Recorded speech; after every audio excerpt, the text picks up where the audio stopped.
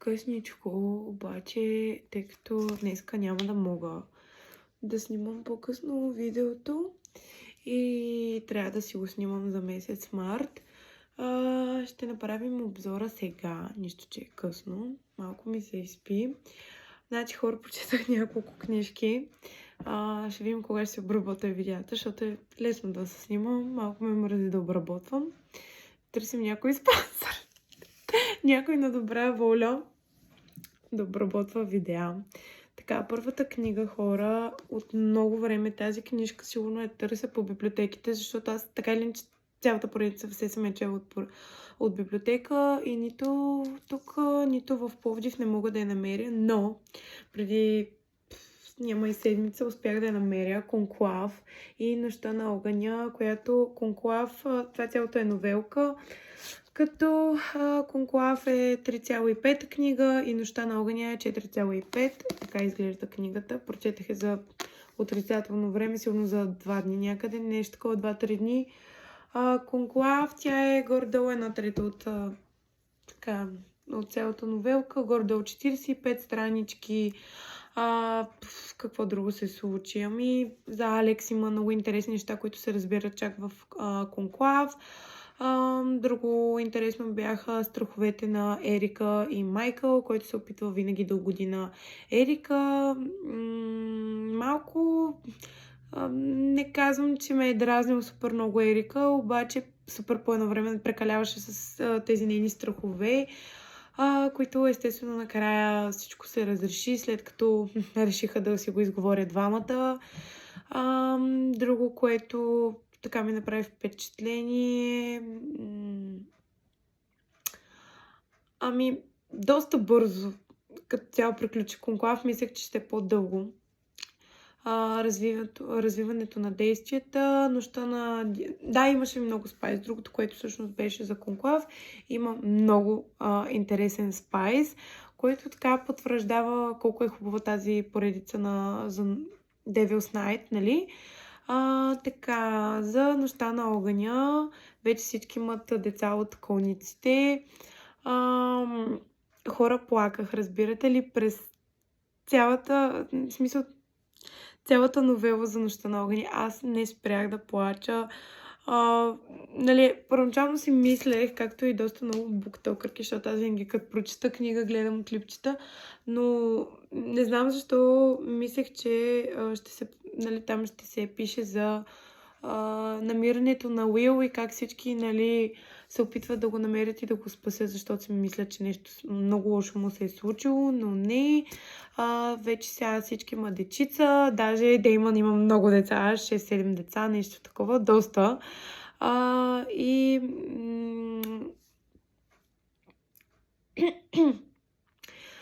Има много интересни случки с Мац и с Октавия, като Мац е детето на Кай и на Банкс, а пък Октавия на Деймън и на Уинтър и самата Нощ на огъня, хора, такива неща случиха. После думите на Деймън, хора, бяха уникални. Последните думи, когато Мац, той е супер такъв странен, не говори и въпреки това той като всички го смятат за супер кроткото дете, че даже има някакви проблеми. Всъщност той излиза героя и спасява Октавия. Не мисля да кажа нещо повече, но последните думи на Мац, които бяха за ключа и че ще намерят за къде е този ключ. Хора, просто и Октавия как се изгуши в него, а те са деца. Хора, официално когато търсих и в интернет и по Goodreads пише, че Мац е на 11 години дете, хора. 11 години, въпреки това начина по който просто я спаси, тя после се гушва, защото трепереше от страх, хора, просто. Това е още едно доказателство за втората ми така любима поредица, която ще ми остане винаги в сърцето, в душата, в живота, въпреки че най-любими са ми книгите за Деймън и за Уил, няма какво си крие в душата. И очаквам Сиела, така да не Сиела, Пенелопи Дълглас да напише книга, второ поколение и задължително да започне с книгата за Мац и за Уинтер. За Октавия съжалявам. И хора, просто трябва да има за тях книга, разбирате ли? И се надявам това да е било така... Главите за Мац да са били просто най-доброто представяне за бъдещите книги, свързани с тях, защото според мен хора, тези поредици с тяхните деца, майко мила. Така, мисля, че не казах, но 5 звезди съм ми дала, то е очевидно. Просто, да, който иска да казва, че аз много така на всяка книга давам 5 звезди, не е така. Просто аз имам по-различни хора критерии от другите буктокърки и не ме интересува. В смисъл, който иска да им даде и 2 звезди, който не харесва Пенелопи Дъглас, фъш. Общо взето нямате кой знае какво така добро мнение. Не разбирате от Dark Romance, така че напуснете, който, между другото, хората, които не четат Dark Romance и осъждат, аз много мразя някой да съди какво чете. Като не ви харесва какво четат другите, смисъл, напуснете. Никой не ви е карал Зорлен да такова, да ходите там и да майка Тереза да се правите за това какво четем ние. Смисъл, това е много хубав жанр и точно показва отношенията на почти всички млади хора. Или поне на по-голямата част, говоря световен мащаб. Хубаво е, че България така се започва все повече и повече да превежда дарк романси и фентазита като цяло. Според мен това е доста голяма част от бъдещето с книгите. И тези, които най-много осъждат нас, че четем дарк романс, смисъл, знаем, че ви е гадно, че нямате пълни библиотеки с книги и че имате по 5-6 книги в библиотеките, ама няма нужда да завиждате на другите хора, нали? Така, продължаваме. Това беше лирическо отклонение. Следващата книга, която прочех за отрицателно време, беше Ниро. Взех се още когато беше в предварителни поръчки, не знам, хора просто даже не бяха стигнали... Да, защото аз следа едни много ежедневно, на дневна база едни буктокърки. И даже буктокър, на който общо взето всеки път му се смее и се надявам в един лайв той да се включва, защото може другите да мълчат, но той и тази, където матката, която пуска лайфовете, ако не са те двамата, в смисъл ще е пълна скука. Просто един ден разглеждах, мисля, че Озон беше и просто бях като нещо ново и си го поръчах. Просто какво да ви кажа, аз да видя нещо, някаква нова книжка и то като е Dark Romance, просто я купиме. Така, това е първа книга от поредицата, така изглежда, тя си е моя. Друго, какво да ви кажа за тази книжка? Ами да, първа книга от поредицата. Тук много важно да се каже, че момичетата, главните героини са плюс сайз модели. Да, което е много важно за самите събития. Да, мафиотски романс е, мафиотски дарк романс. За една мацка, която общо взето до скоро е имала само себе си и нищо повече и как живее в малкото си апартаментче. Изведнъж една вечер идва един така, докато тя се гледа сериала, идва един секси мъж, който влиза през терасата и общо взето нашата стои такава, мълчи. Той идва при нея, почва да си говорят, тя изведнъж заспива. Въпреки, че докато е при него, тя такава се дърпа по дивана, като в смисъл, той не е голям диван, той е двуместен диван. Но както и да е, тя дава по-назад, се мърда от него, защото е страх и въпреки това те си говорят. Тя изведнъж заспива. Хора, кой ще заспи, когато непознат влезне у вас? В смисъл... Не знам, не мога да си представя, че някой ще дойде непознат вкъщи, аз ще заспя. Той почва да рови в апартамента и намира и душ гел и защото, между другото, важна вметка, нали, тя не му казва името си, въпреки че той пита, тя го пита за неговото име, той също ни го казва и общо взето той така почва да тършува, намира някакви писма нейни там в хола и намира там нейното име. След това по ушки ги оставя така да си личи, че е тършувал от тях. След това отива в банята, намира и душгела, взима и душгела, после отива хора в спалнята и разглежда и спалнята. И много ме изкефи. Не помня дали беше първият път, когато тършуваше в тях. Мисля, че да. И отива в нейната спалня, отива до гардероба и хора отваря гардероба и някакъв такъв. Знам какво е да си беден. Нещо такова пък. Хора тук много се смях. Цяло през целия роман много се смях. Дори те по-гадните случки бяха... Ги преминах много така, като детска песничка ми бяха. Друго какво да кажа? Аз трябва на момента да снимам клипчетата за всяка книга, защото след това забравям какво съм чела. Спомням си, че имаше моматката едни травми. Всъщност, когато той вече тършува, той отива при нея. Тя се буди от кошмар, защото той не си тръгва преди тя се събуди. Тя се буди от кошмар, свързан с миналото й, при което той си тръгва след някакво време и няма повече. Те минава някакво време, те не се търсят. Той през това време отива, намира този, който причинява травмите, убива го. Беше ли както трябваше да бъде? Не особено, но получи ли се заслуженето? Определено да. Може да е по-мъчително и трябваше да е по-мъчително, но все пак и това ще го отбележим като правилна постъпка. Другото, което ми направи впечатление, беше начина, по който той се държи към нея.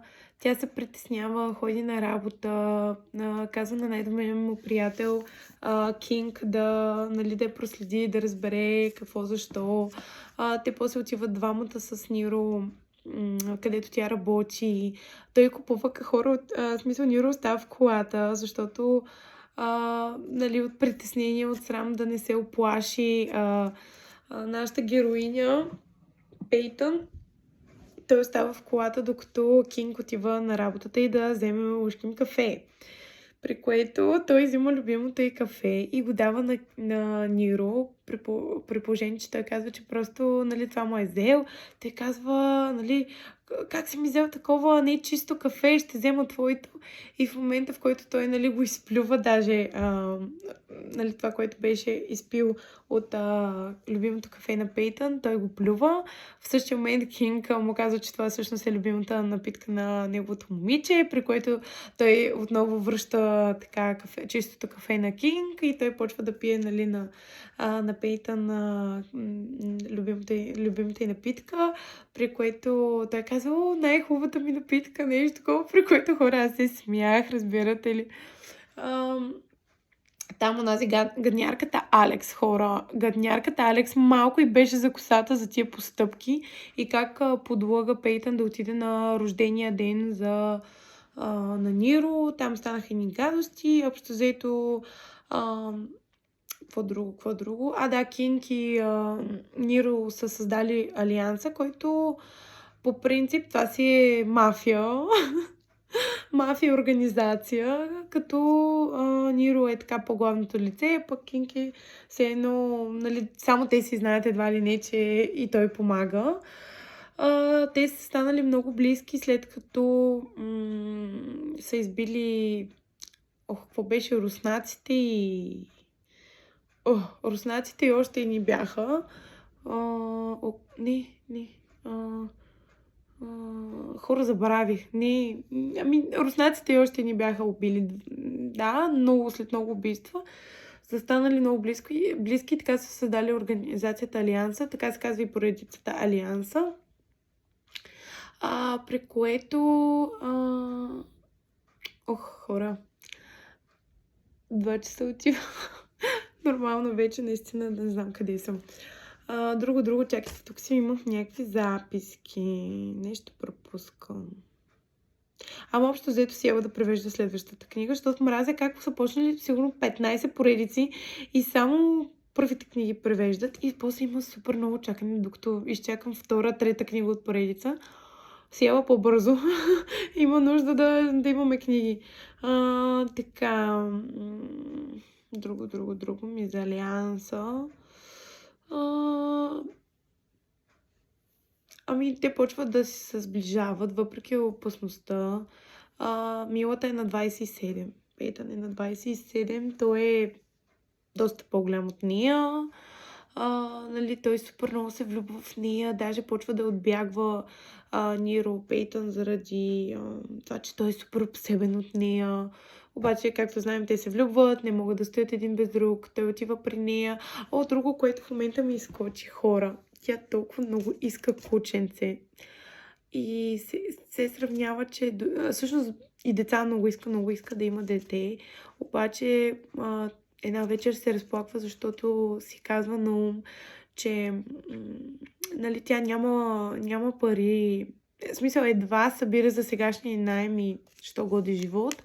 Камо ли, нали,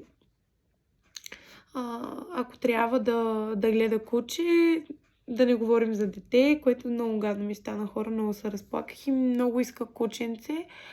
Обаче няма финансовата възможност да си го гледа, при което един ден идват и казват на Пейтън, че ще вдигат найема и хора, тази сцена с нейните им мисли, толкова ми стана гадно за нея. Тя е супер хубава и въпреки това, тъй като тя, нали, я представят като детствена и че е нямала пръв път и това, че, нали, Ниро е пръв, хора, просто нейните страхове, защото, нали, не е перфектната клощава моделка.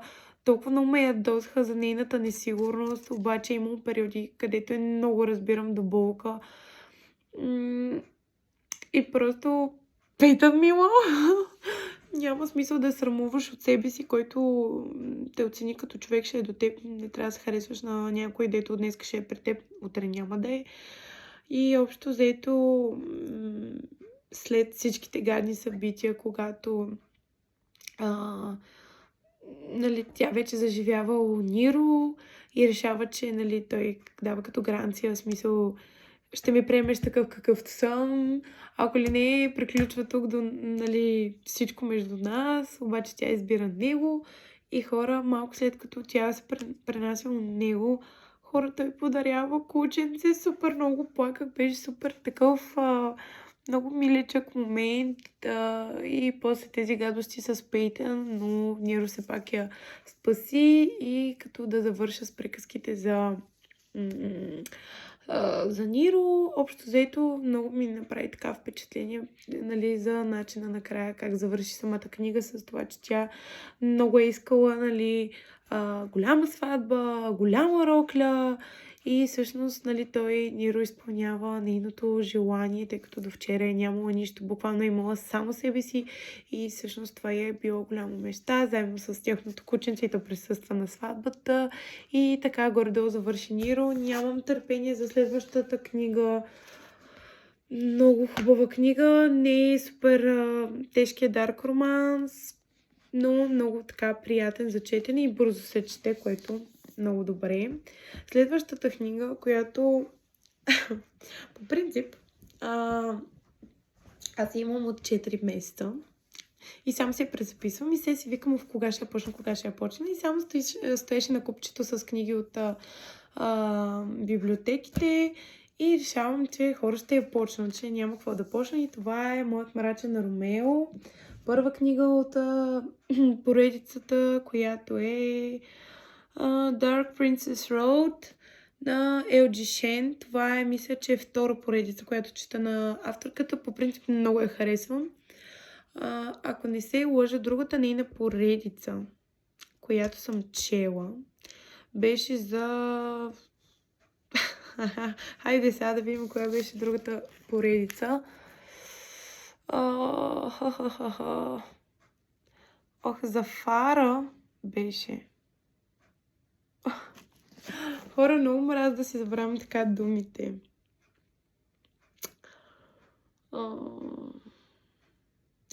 Ами ще включа със сигурност до края на видеото, но съм чела още една нейна поредица, която съм, ама сигурно на 1000%, че съм чела и това е нейна поредица. Ще я добавя във видеото, тъй като ще се ядосам и докато не разбера коя беше тази поредица, няма да мирна.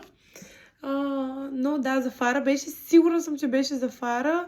Момчето забравя Значи как се хора да казваше. кажа, Тя също не е много тъй популярна като заради има другите поредици. Тази проблеми, е по-известна. значи Като друго, поредицата за което мога да Фара кажа, е на Ана 500 Хуанг и и я страници бъркам с книга друга поредица за на LG 3 Shen, дни, мисля, че което няма прочетах нищо общо с, нищо. нали, както споменах, една И главна тази героиня поредица е, Фара. нали, Така че тук съм се объркала Dark и Princess така Road продължаваме писана нататък от с LG клипа. Shen и... Защо обаче не се чете? Да.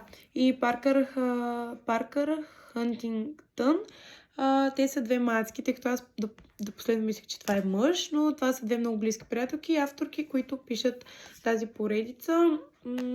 По принцип, много рядко си давам мнението за кориците, но тук със сигурност симпатизирам на българската корица, защото е уникална. Порейските хора, порейските са уникални. Уникални, наистина.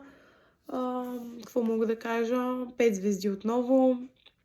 Това е първата поредица, която има заявката, тъй като ще покажа и втората, която съм прочела от същата поредица. Първата поредица, която давам плътно 5 звезди. Като вече за третата книга, както и за тая, с тая почнах да имам някакви очаквания, за третата имам доста силни очаквания. И по принцип мисля, че ще ги оправдае, защото третата книга, тъй като тази е за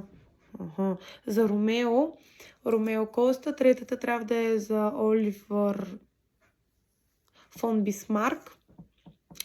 И мисля, че Оливър ще ми е любимата книга. И като персонаж, още може би в края на първата книга почна да ми прави впечатление, че е супер забавния и някакси нещата, които според мен ще се разкажат. Имам някакви идеи, нали? Мисля, че наистина третата книга ще ме грабне от всичките най-много и най-много ще ме разруши. Но това са книгите, няма да се оплаквам. Така, това е книгата за Ромео Коста и Далас Таусенд. Така, всичко започва, когато Далас отива на бала на дебютантките, тъй като тя вече има, тук става освен за Dark Romance, става дума за уреден брак, нали, брак по сметка, общо взето за баща и ще жени за някакъв там милионер. Нали, била много отдавна обещана и се си носила пръстена, който бил с някакви скъпоценни камъни, нали, така че да й припомнил думите на баща и за, нали, за сделката, която са направили. Само че отива тази вечер на бала на дебютантките. Тя иска да я възприемат Далас като една лигла, която само харчи от банковата сметка на баща си, която само яде, въпреки че изглежда супер слаба, тъй като моделка. Нали, всъщност е супер задълбочена жена и доста начетена, бих казала. Репликите хора тук, репликите между главния герой и главната ни героиня са уникални, много хапливи, чувството им за хумор е уникално. Просто исках да се смисъл да се превърна аз в Далас и да живея нейната приказка под една или друга форма. Всъщност на тази вечер тя си говори с приятелките и след това говори с сестра и Франки, при което тя виждала, че Франки е взела от масата на този магнат, този гняр Ромео Коста и неговите приятели, които тя все още не познава, на тяхната маса и те са цялата фурия, нали, на цялото събитие, при което бала на дебютантките всъщност е вечер, в която се набират на млади такива богаташки семейства, да си намерят още много по-богат, нали, мъж и да се, нали, бракове по сметка. Това се развиваше в някакъв град в... къде беше? Хора, забравила съм в... Не, забравих. В Щатите, като след това ще стигнем, те отиват в Потомък, където, нали, живеят тримата магнати, които става по-късно ясно, че това са неговите приятели, които го придружават на бала на дебютантките. И Далас отива да си вземе маслинки, защото много иска от тези английски маслинки, мисля, че бяха, но специално за тези маслинки, без значение происхода. Очевидно съм го забравила. Отива на масата им с 300 зора, нали, да си вземе една маслинка, при което Ромео хваща, почва да й говори, нали, за маслинките и той изкушава хора,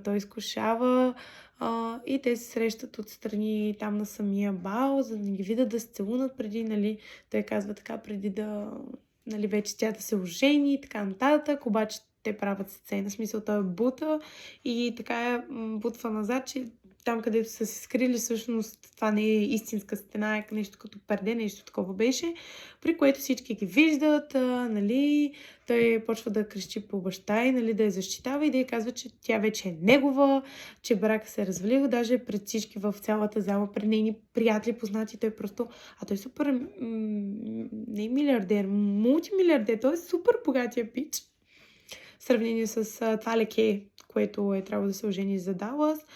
Нали, вади пред всички супер демонстративно пръстена, обяснява, тя, нали, не е правила секс, това е някакво такова като там задължение на тези дебютантките, нали, като той почва да лъже, че вече е правил нещо с нея, че тя е опетнена и той казва даже шушка на ухото, докато баща й още ушким се чуди дали да я даде на Ромео.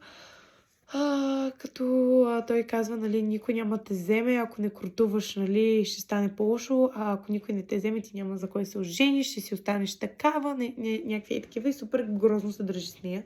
Буквално, нали, отиват от тях, баща е още на вратата и казва, влизай си в стаята и почват да правят някакви супер големите схеми с, нали, да договарят цена и там как ще се случат нещата между Ромео и Далас, при което той тогава их дава 3 часа ли, в смисъл определено време и дава, тя си събере багажа, нашата принцеса естествено не си събира багажа, той взима по нощница и казва, че не ми пука, нали, не ми пука за теб, щом, нали, аз ти давам време, щом не го изпълниш. Нали, това си е твой проблем. Буквално боса я хваща за ръката и тръгва да излизат. При това време Франки е събрала така един куфър с едни книги. И другото, което също много обича Далас, това е да чете книги, за които много малко хора, дори родителите, мисля, че подозираха. В смисъл, тя има библиотека в тях, но техните изобщо не се занимават, защото те винаги се приемат за, нали, по-така лековата и дето не вниква много в нещата, или поне баща й. За майка все още в началото на книгата не се говори, при което, тръгвайки, Франки дава един куфър с книгите и това са книгите за Хари Потър, като това е много сладка вметка за, нали, поредицата за Хари Потър. Аз не съм я чела, затова така ще обобщя. Но беше много интересно, нали, постоянно как говореше тя за тази поредица за Хари Потър. И общо взето той завлича с частния си самолет, буквално той си я краде и от тях и я завлича на сила в тях в Потомак, в едно голямо имение, при което нали, тя е буквално се в златната клетка, не може да излиза, не може да прави нищо, въпреки че той дава карта и така нататък и се почват едни номера, хора. В деня на сватбата те продължават да си правят номера. Семейството, на което Далас трябва да я дадат, идва на сватбата им. Извинете, въпреки че нали, от така добра дума нали, за да няма още светски клюки, защото начин, по който Ромео обяви, че тя вече е негова, беше хора. И нали, след сватбата той казва, смисъл, тръгваме. И тя, защото той 2 пъти я хваща да говори с бившия си годеник, нали, накрая буквално той се присмива и казва, нали, хайде, тръгваме на секундата за Париж, за медения месец, при което те тръгват и хора там какви неща се случиха. Тя почва да му харчи пари, да прави номера. Какви номера си правеха хора. Това беше през цялото време едни номера и към края на книгата ще вметна, че той почва да нали, хем да се влюбва в нея, въпреки че той постоянно нарича моята масленка, нали, а тя много обича храна и много разбира от различните видове храни, кухни, нали, и си хапва супер много. Става така приятелка с готвачката и с градинария и те се съюзяват срещу Ромео и помагат несъзнателно за така да прави тя негови номера. Той постоянно започва, че ще я махне от там, че ще я заключи буквално под ключ някъде другаде, нали, или ще се разведе с нея и никой повече няма да я погледне и той ще, нали, ще го направи. В смисъл, тези двойни стандарти тук много хубаво бяха описани. Другото, което щях да вмъкна в поредицата е, че нали, се пише като сегашен роман, в сегашните 21 век отношения, че все още има такива бракове по сметки. Нали, въпреки заплахите, тя се влюбва в него. Нали, тя много иска да има деца, всъщност тя си пести силите, всъщност заради това, че тя иска да бъде майка и цялата си енергия ще я даде, когато нали, стане майка, докато той не иска деца, той има някакви негови травми от детството с баща си, отхвърлянето, нали, от семейството, отричането за дете, слабата майка, която не взима страна и много други такива неща са много по-подробно разказани в книгата, нали, при което тя почва, нали, да го убеждава да си има деца. В крайна сметка той винаги както я огажда и, нали, обяснява как той не е чехал, мъж почехал, точно това се случва и е мъж почехал. Накрая се влюбват и така продължението за тяхните отношения с бебоци и така нататък се случва в следващата книга. Имат много хубави моменти, въпреки че повечето са хапливите им номера. Хора, Спайса тук. Може всички буктокърки и да обясняват, че тази книга не струва, че Спайса бил brother, както е в един TikTok тренд, ама Спайса си е много хубав. Само това ще кажа. Спайса, даже имам чувството, че заради Спайса и заради хапливите им отговори и така изказвания, тяхните уникални реплики един към друг, мисля, че това просто ме спечели да им дам 5 звезди. Като следващата книга, която до момента, до 29, което не, всъщност вече сме 30 март, съм прочела е Моята мрачна страст, пак на Елджи Шейн и Паркър Хантингтън. Това е Моята мрачна страст, като тук вече говорим за Карисун, втория, един от така двамата най-близки приятели на Ромео. Заксон има така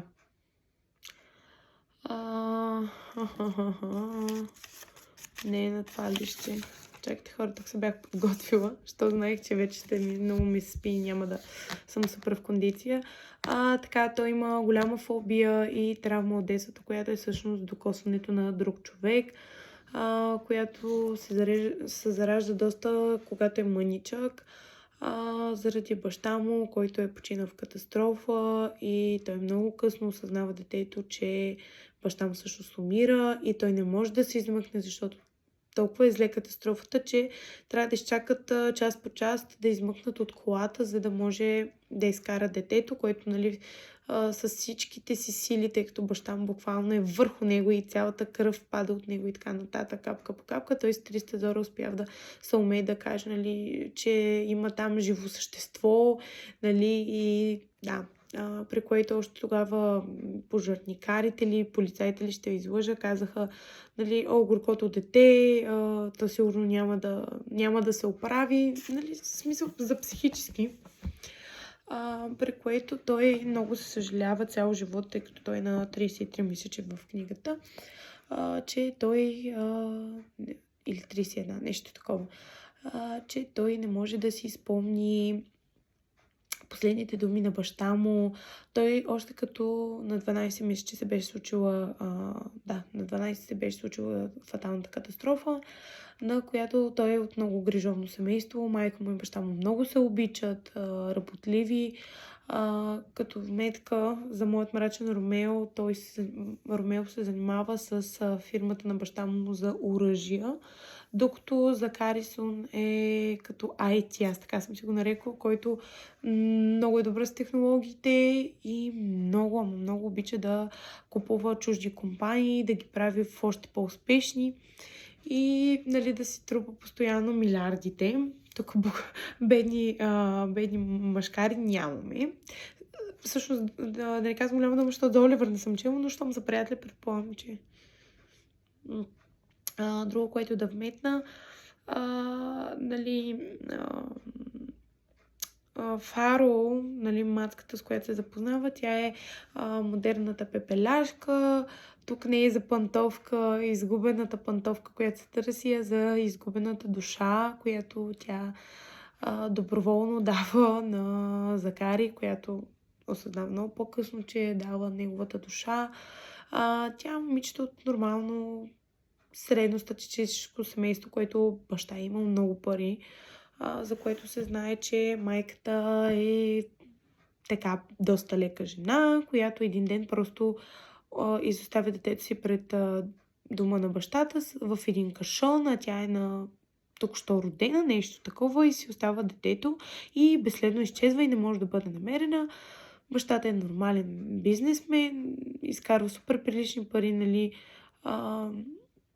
нали, не е милиардерско семейство, но прилични пари, при което преди 2 години е починал бащата и тя остава с мащехата си и двете деца, които й превръщат в кошмар. Тя буквално се превръща в пепеляшка за тях, работи във фирмата, гледа да чисти. В същото време тя прекъсва заради някаква случка нали, състезателната си кариера по фехтовка и от време на време провежда тренировки, като всъщност случката е свързана с последното й състезание в Сеуел, където е на Олимпиада. Тя много иска да има олимпийски медал, а тя всъщност е много добра. Всъщност се оказва, че с Закари се познават много по-отдавна, защото тя му дава, тя го тренира по фехтовка и един ден той празнува, всъщност празнува майка му вечер, където събира всички от 2-3 щата, Джорджия и още 2 щата, плюс където е потомък. Ще ви слуша как се каже щата, просто е много късно и вече изобщо не съм в кондиция. Майка му е твърдо решена, че ще го жени за перфектната жена, защото той изпитва постоянно Закари Суна като вина, че той е отнел нейния съпруг и затова той едва ли не заради тая вина, той решава, че ще се ожени за перфектната жена, която избере майка му. И много пъти той се съжалява, че нали, не е починал тоя. В смисъл, че е починал, че не е починал той, а баща му е умрял. И той се чувства като работ, не чувства нито допир, нито студ, нито топло. Много често, когато тренира с Оливър и с Ромео, след тренировката ходят в една зала от тях за криотерапия. Той пуска супер ниската температура, при което неговите приятели супер много замръзват и не могат да се отърсят, докато той не изпитва нищо. Той стои спокоен, нито усеща студ, нищо, докато неговите приятели буквално ще умрат на пода от студ. И един ден в тази вечер всъщност тя се появява тя си мисли, че е рокля, всъщност се оказва една доста така прозрачна нощница с топчета и така нататък. Тя е проучила къщата на Зак и отива за медальона, който е от баща му. Наистина не помня имена, много съм зле с имената, но един много специфичен медальон. Друга вметка е, че той като дете на 12 не е разбирал много от изкуство и това да купува някакви картини, бижута, нали, не е бил такъв естет все още, но от смъртта си на баща, след смъртта на баща си, Зак става много голям колекционер на такива неща и много от нещата, които всъщност веднага след като е починал бащата на Фаро, всъщност ги е купил едни от нещата бащата а, нали, на Зак. Всъщност едното нещо го е купил всъщност още на търг, когато всъщност медальоните са два и един медальон го е купил преди много години бащата на Зак и малко след това го е купил същият медальон и бащата на Фарал, която успява да среже единия пюскюл леко, нали, но тя може да си го познае, че това е нейния и всъщност го държи Зак, тъй като тя почти всичко, което е изгубил баща и е много кофти, че нали, само медальон е останал и тя много си го обичала и въпреки това го е държала на нощното си шкафче и мащаха да го продава нали, на Зак преди много, в смисъл 1-2 седмици преди тази среща, където майката набира момиче за своя снаха. Друго, което искам да въметна, въпреки всичките усилия на майката, нали, те се запознават, той хваща, когато се опитва да открадне от кабинета му медальона, нали, и почва да играят на Го. Това е всъщност табла. Ако не се лъжа, аз го разбрах като табла, защото Го прилича на някаква много сложна дума. Нали, те имат договорка, че ако тя победи на Го, той ще й даде медальона, а ако ли пък не седне да играе и нарочно загуби, нали, той ще я предаде на полицията и ще й се пише много лошо. При което те имат, след това минава оговорка, защото се докосват без да искат и той няма желанието да иде да си издере кожата с варяла вода, усеща нещо странно, но приятно, не му се повръща, не му се гади и те имат договорка, нали, че тя ще му даде душата си, че тя ще го излекува от неговият страх, пък той ще й помогне даже с частни детективи, с нали, адвокати да видят, че нали, да се докаже в съда, че завещанието за баща й е подменено и че всъщност до голяма степен е виновна майката, мащахата на Фарал, където живеят под един покрив и те така сключват сделка. В същия момент, след няколко дни, той сключва сделка с друго момиче, което майката е избрала да се ожени и общо взето той помага с нали, с договорката. След това тя му дава 1 месец, в който нали, да подреди себе си всичко след делото там с нали, мащахата си.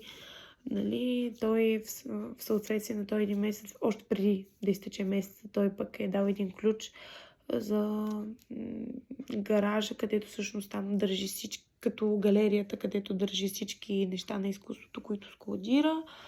И всъщност там са всичките неща, които са нали, от баща и са там. Тя ги намира малко преди да изтече този 1 месец. Той се опитва пък да развали в смисъл договорения брак с другото момиче, с което не изпитва нищо към нея и общо взето тя даже го отвръща и се оказва, че тя е лъжкиня и го манипулира и всъщност не е тази, за която се представя, много по-различно момиче.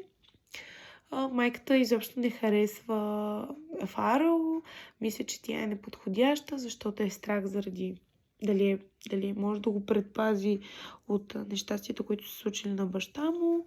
И в крайна сметка, всъщност, нещата се подреждат, те се женят и най-накрая, когато всички ги извиква Далас, нали, да кръстат поредното им дете, нали, той каза, след като излезнат от болницата, вече когато се разделили с Далас и с другите, той каза, че вече иска да имат свое дете нали, да си направя дете, което беше много мил момент. Тук много рева хора и ще ви прочета последните думи, които лично на мен супер много ще ми останат в сърцето.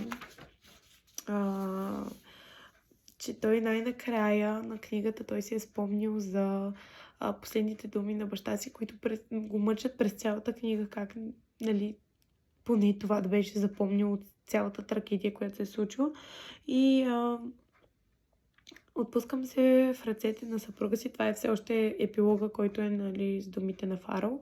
Единственият истински дом, който познавам. И тя го пита Зак и той казва: да, съпруго, кажи ми нещо за октопода, защото той винаги я нарича октопод за начин, по който се е опитала да, нали, да открадне нещо от него. Нали, и той ѝ казва, нали, имам за теб нещо по-добро и тя, нали, о, какво? Последните думи на баща ми и тя замръзвам, той ме целува по слепоочето, навежда се към ухото ми и към ухото ми и прошепва така, че само аз да го чуя. Медальоните свързва две души. Съдбата знае това, което ние не знаем. Хора, тук плаках много. Сигурно 2 часа плаках тези думи. За медальоните. Просто хора. Просто трябва да я прочетете, разбирате ли? Това си е една 5-звездна книга, която всичко, което се случи в тая книга, въпреки че аз по-скоро началото и края така ви спойналах.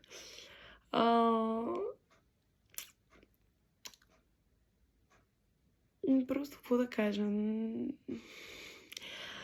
Това с медальоните беше нещо, което много ме докосна. Не знам, има някои книги, които не изглеждат толкова популярни и толкова вау, обаче и така те докосват по един вид по душата и ти разбиват сърцето и после ти се опитваш да събереш всяка една частичка и да започнеш от начало и много се преснявам да не излезна в книжна дупка с тази поредица, но така това се нали, опасявам се, че няма да ми се случи, така че малко протаквам видеото, малко доста по-дългичко ще е, но няма нищо. Аз така ли иначе рядко качвам, така че то ще има за напред. Като това бяха книгите, които прочетах до момента. Другата книга, която все още се опитвам да прочета, е История от ръчния багаж на Георги Милков. Хора, презаписах си я. По принцип е наистина интересна. Бавно ми върви четенето, защото това е за мен модерния вид на пътепис или съвременните пътеписи. Предпочитам така да се пишат пътеписите, а не супер монотонно, защото тогава още по-рядко ще имам желанието и мотивацията да прочета пътепис. Аз имах преди години желание да пиша пътепис. Поради много неща реших, че няма да го напиша. Но това са други неща, други вметки. Наистина аз съм до 300 някоя, въпреки че в Goodreads съм отбелязала 400 и някоя си. Ще се опитам до края на месеца, което реално днеска, всъщност март месец. Март месец. Не, 30 дни. Добре, имам 2 дни да я довърша и може би ще довърша и тази книга, която ще включа с прочетените книги за месец април. Така че най-вероятно ще се напъна да си я прочета. Все пак тя е 500 малко, мисля, че. Да, 515 страници ми. Горе-долу 200 на страници ми останаха. Може би ще се напъна да я довърша нея. Защото, да, вече доста време ми стои. Пък искам да прочета и другата негова книга. По принцип, не знам, зависи какъв жанр четете, но по принцип пътеписите ги чета много по-бавно. Ако е роман, фентази, дори съвременна поезия ги чета бързо, но пътеписите, нали, по-бавно ги чета, въпреки че наистина ми е интересна и има много интересни неща за живота, за различните култури, местата. просто я препоръчвам наистина. Другата книга, която в момента започвам, при което, да кажем, имаше лек скандал. Чакайте, че тук ми беше изпаднал книгоразделителя. Другата книга, между която се чудех коя да започна. Защото аз няколко книги започвам наведнъж. Аз съм от хората, които една книга само да си стои при мен, няма как да стане. Даже почвам и по няколко. Имах период, където почвах по 4 поредици едновременно. Чудех се да почна ли сделката на розата на Саша Пейтън Смит. Уникална корица, хора. Даже ето така ще ви... Аз в предния клип, където ви показвах, по-предния клип където ви показвах новите книжки, многото нови книжки. Мисля, че ви я показах, като... Ето ги тук, героите. Предполагам, това са главните героини. Главните герои, поне така си мисля. Така, няма да кажа още много за нея, защото се чудя дали да я почна нея, но според мен, освен че ще почна и тая да чета, ще наблегна на Георги Милков и на, естествено, Рина Кент. Тази също ми стои от доста време. Империя на желанието, първа книга от поредицата. Какво да кажа тук? Разликата в възрастта, любов на работното място. Така, не е точно дарък романс, но има много спайс, така че тя е кратка книга, мисля, че да, 400 страници. Така, щом има доста спайс, тя е едната буктокърка, с която съм си по-близка, тя ми препоръча, беше като и се чудиш коя от тези двете и аз бях, дай тя. Арина. И буквално го каза много по-силно. Просто всички спят вкъщи и да не ги се бъде, но Арина ще бъде. То се е видяло и след това ще наблегна на тази. Другата книжка, която ми пристигна, пътуваща книга, е на Сара Джей Мас. Другата поредица, освен Дворовете, където, между другото, вкъщи имам четвъртата и петата книга. Мисля, че нямаше някоя по средата. Мисля, че само тези двете, защото до момента са 5 книги, като се очаква на 27 октомври да излезне 6-та книга и на 12 януари, като за рожден ден подарък. Сара Джеймас се е погрижила за рождения ми подарък, 7-та книга, като те ще са общо 3 книги. Доста дълги. Мисля, че по 1000 страници и малко всяка. Нещо такова, доколкото разбрах от подкаста, който гледах, където беше гостувала Сара Джей Мас. Това е другата така много известна нейна поредица, е Стъкления трон. Всъщност поредицата е Стъкления трон, да, троновете. Тази поредица, да, 5 и 6. 5 и 6 книга са от Дворовете, които съм взела. Като първо трябва според мен да се прочете Дворовете, защото много буктокърки ми споделиха, че има в Троновете много пъти препратки в последвалите книги. Препратки към Дворовете и е хубаво, нали, да започне с Дворовете, за да може нещата, които ще се споменат и ще има препратки и са важни за основното действие в Троновете, нали, да се прочитат Дворовете. Това е първа книга. Острието на Сасиана е нулевата книга. Не е задължително, но аз ще си взема нулевата книга преди да прочита тази. Тази е кратка. Тази е близо 400 страници, като накрая на книгата, тъй като баща ми я прочете преди мен, каза, че има даже първата глава от втората книга. И така, че скоро предстои да почна и Троновете, като може би приключа, защото са останали 2 книги. Като са останали 2 книги, да прочита 2, за да си завърша Двор от Роза и Будли и след това да премина към Троновете и да започна с Острието на Асина. Аз ще си я прочита от нулевата книга, пак казвам. И така, мили хорица, мале, близо 1 час. Мале, ще падне голяма обработка. Аз колкото бавно обработвам, прекрасно, прекрасно.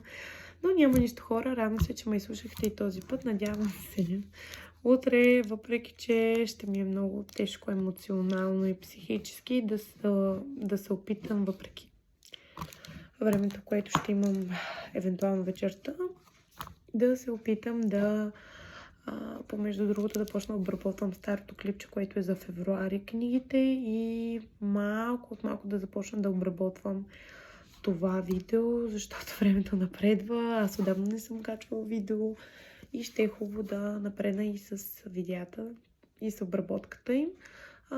Предполагам, че до няколко дни ще снимам следващото видео, което е за остатъка от прочитането на книгите за март и вече тепърва ще почвам да добавям, нали, да снимам и клипчетата, за книгите, които ще прочита през април. Може би сега по-бавно ще чета от април до май.